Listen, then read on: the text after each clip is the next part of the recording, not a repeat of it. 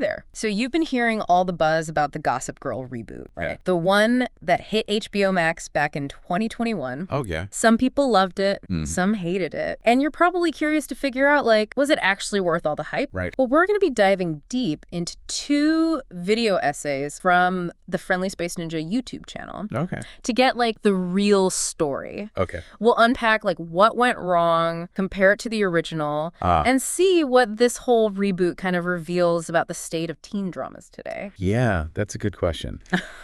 It's interesting because the original Gossip Girl, Right. especially that first season, Oh, for sure. really captured something special. Totally. It was this like perfect blend of escapism and drama Yeah. and like characters you just love to hate, you know? Yeah. It set a pretty high bar, which makes the reboot's shortcomings even more apparent. Way more apparent. Yeah. And the YouTuber actually started out pretty excited about the reboot. Remember that first trailer? Oh, yeah. With the Frank Ocean song? Oh, yeah. Like, there was a sense of possibility. Like, maybe they could recapture the magic. Right. And the reboot tried to tap into that nostalgia. Yeah. But it stumbled in some pretty fundamental ways. It did. I think one of the biggest criticisms from Friendly Space Ninja was the way the show handled its characters. Yes. They felt shallow, their motivations were often just nonsensical, Yeah. and the dialogue was often, well, Cringeworthy. yeah, cringeworthy. Yeah. The videos highlight some particularly bad lines. Oh, yeah. Like, there's one where Julian says, "Oh, I remember this." You're right, I'm done playing. This is not just her birthday. We both lost our mom today, and now we're fighting over who knows what, the accusers of your dad that you tried to stop from coming forward. Ugh, it's just so clunky. It's so clunky. It feels so unnatural. Yeah. Like, it's trying way too hard to be deep, but it just comes off as forced. And this lack of depth wasn't limited to just like 1 or 2 characters. Right. Even characters with potential like Max, Monet, and Luna Yes. were ultimately underdeveloped. Totally. It's like the writers had all these interesting ingredients, Right. but they just didn't know how to blend them into like a cohesive dish. I love that analogy. The YouTuber specifically calls out Thomas Doherty's performance as Max. Uh-huh. He starts out channeling that, like, classic Chuck Bass energy. Oh, yeah. Which was fun to watch. It was. But even his character kind of fizzles out in the second season. Yeah, yeah. It's almost as if the writers were so focused on replicating elements of the original Right. that they forgot to give these new characters their own Unique journeys. Yeah, unique journeys. Yes. For example, Monet's storyline hinted at some compelling themes, Okay. like her fear of love and desire for control. Uh-huh. But those ideas were never fully explored. Right. Yeah, and what about Luna? She was barely there. It's like they had this fantastic opportunity for representation with Zion Moreno in the role, Right. but they completely wasted it. Completely wasted. Yeah. It's frustrating, honestly. This brings up a really important question about the show's intentions versus its execution. Yes. The reboot seemed to want to be, to use a term that was popular at the time, woke, Okay. meaning it tried to engage with social issues and promote progressive values. Yeah. But it often did so in a way that felt like superficial and preachy, Oh, yeah. which ultimately alienated viewers. Yeah, it's a great point. Like, it's like they were checking boxes Totally. instead of genuinely engaging with these complex issues. Yeah. And speaking of questionable choices, can we talk about the whole Georgina Starks situation? Oh, please. The YouTuber was not a fan, Not at all. calling her return embarrassing. It felt like such a desperate attempt to grab the attention of fans of the original. Right. But instead of being like this clever nod to the past, it just came across as so forced and pointless. Yeah. Like her appearance didn't add anything to the plot. Right. And her behavior felt completely out of character. It's like they brought her back just for the sake of having her there, Yeah. without thinking about how to integrate her organically into the story. At all. But even that pales in comparison to the show's biggest misstep, the decision to reveal Gossip Girl's identity in the very first episode. And you're not going to believe this, it's the teachers. Oh my God, yes. This is where the reboot takes a sharp turn into the absurd. It does. Not only do we learn that Gossip Girl is like this group of teachers Oh, no. led by Kate Keller, Uh-huh. but their motivation is completely bonkers. Insane. They're essentially cyberbullying their students. Right. Because they're frustrated with their privilege and bad behavior. Hold on. So the teachers thought that publicly humiliating teenagers on social media would somehow turn them into better people. Right. Like, how does that even make sense? I don't even. It's such a bizarre and illogical premise. It is. And it completely undermines any attempt the show makes at social commentary. Yeah. It's like they were trying to have their cake and eat it too, to be a scandalous teen drama. Yeah. While also delivering a message about social responsibility. Mm-hmm. But by making the adults the villains, they just created a narrative that was both confusing and hypocritical. And the YouTuber points out this one line from Kate where she says, "I believe Gossip Girl could create the next Alexandria Ocasio-Cortez." Seriously. It's almost as if they were trying to be so woke that they completely lost touch with reality. Yeah. It's a perfect example of how the show tried to tap into contemporary political discourse, but ended up missing the mark entirely. Instead of fostering meaningful dialogue about power, privilege, and social change, they just presented a caricature of progressive values that felt both inauthentic and offensive. And apparently, a lot of this can be traced back to one person, Joshua Safran, the showrunner. Oh, yeah. The video suggests that his ego and inability to handle criticism played a major role in the show's downfall. I mean, there are numerous examples of Safran dismissing fan concerns and even mocking them on social media. Really? It's almost as if he was so convinced of his own brilliance that he couldn't see the flaws that were so obvious to everyone else. Oh, that is just classic. A classic case of an artist getting too close to their work and losing perspective. Yeah. And in this case, that lack of perspective had some pretty devastating consequences. But before we get into the show's downfall and what it means for teen dramas in general, let's take a closer look at some of the specific characters and storylines that contributed to its demise. Yeah. It's interesting to compare the reboot to the original Gossip Girl. Yeah. The original, while definitely problematic in some ways, embraced its over-the-top drama and flawed characters. Sure. It was pure escapism, Yeah. and it worked. This reboot, however, seemed caught between trying to be both a soapy indulgence and a platform for social commentary, and it ultimately failed at both. So it lost that escapist element without offering anything truly substantial in return. No wonder it didn't resonate with viewers. And speaking of not resonating, let's talk about how they handled Zoya in season 2. It was like she vanished. Yeah, it's almost like they realized midway through that her character wasn't working, but didn't know how to gracefully write her out.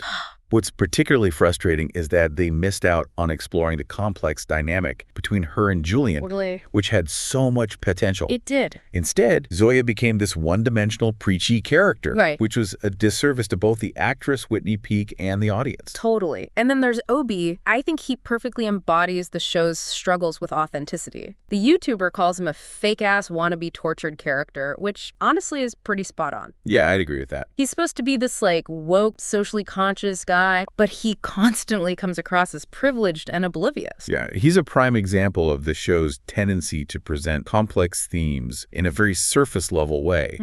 Instead of delving into Obi's internal conflict in a nuanced and meaningful manner, they turned him into this whiny, hypocritical mess. It's like they were afraid to really challenge their characters or make them truly uncomfortable. It's almost like they were trying to appeal to everyone and ended up pleasing no one. And can we talk about that ending? Oh, the ending. Kate outing herself as Gossip Girl in a desperate attempt to get movie rights. What was that about? That ending was truly perplexing. Yeah. Not only did it contradict everything we had learned about Kate's character, but it was also just plain illogical. Yeah. The fact that she fell for such an obvious trap highlighted the poor writing and the show's tendency to prioritize shock value over coherent storytelling. I mean, the YouTuber argues that the ending was a last-minute scramble, and it's hard to disagree. It felt so out of place. Like they were just trying to tie up loose ends in the most outrageous way possible. Right. And remember that whole concept of the characters having real Instagram accounts, blurring the lines between fiction and reality. Oh, yeah. Such a cool idea. Completely wasted.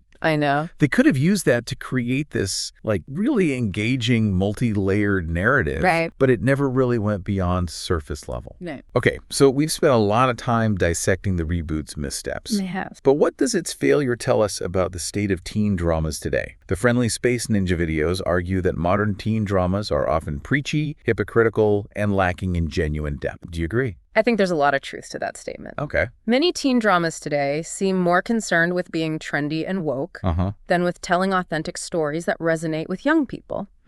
They often rely on stereotypes and cliches, and they shy away from tackling complex issues in a nuanced and meaningful way. So it's not enough to just, like, throw in some buzzwords and check off some diversity boxes. Exactly. Authenticity is key. Okay. And that authenticity comes from having writers and creators who truly understand the experiences and perspectives of the young people they're trying to represent. It's about telling stories that are both entertaining and thought-provoking, with characters that are flawed but relatable. It's about creating a world that feels real, even if it's heightened or exaggerated for dramatic effect. I think what resonated with me from the videos was the idea that the original Gossip Girl, despite its flaws, felt more authentic in some ways. I agree. It wasn't afraid to be messy and over the top, and the characters, while often terrible people, felt believable within the world of the show. That's a good point. There's something to be said for a show that knows what it is and doesn't try to be something it's not. The original Gossip Girl never pretended to be anything other than a guilty pleasure, a soapy escape from reality. This reboot, on the other hand, seemed to be trying to be everything to everyone. And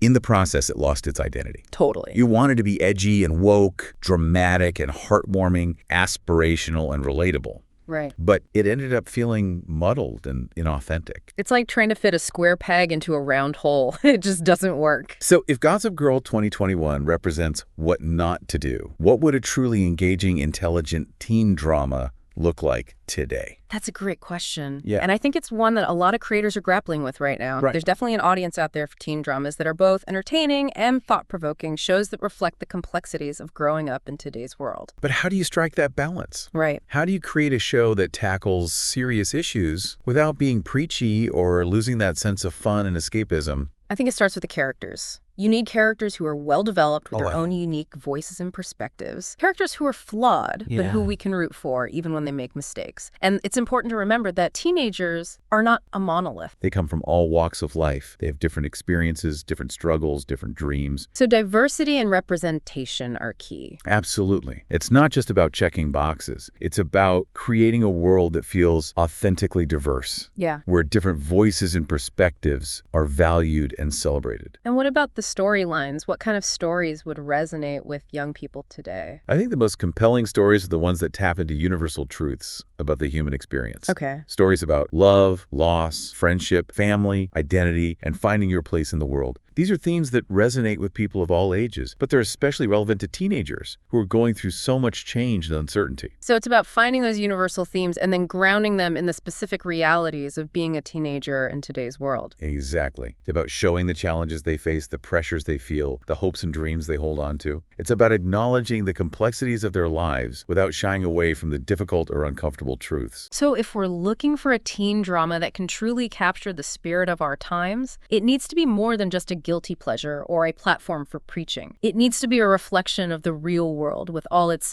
messiness and beauty, its joys and sorrows. Right. It needs to be a story that we can all relate to, Yeah. even if our experiences are different. Yeah. And it needs to be a story that leaves us feeling something, whether it's hope, inspiration, or just a sense of connection. So the failure of Gossip Girl 2021, while disappointing, can also be seen as an opportunity. Oh, for sure. An opportunity to reimagine what teen dramas can be and to create something truly special. I agree. And I think there are a lot of talented writers and creators out there who are ready to take on that challenge. Well, let's hope they do.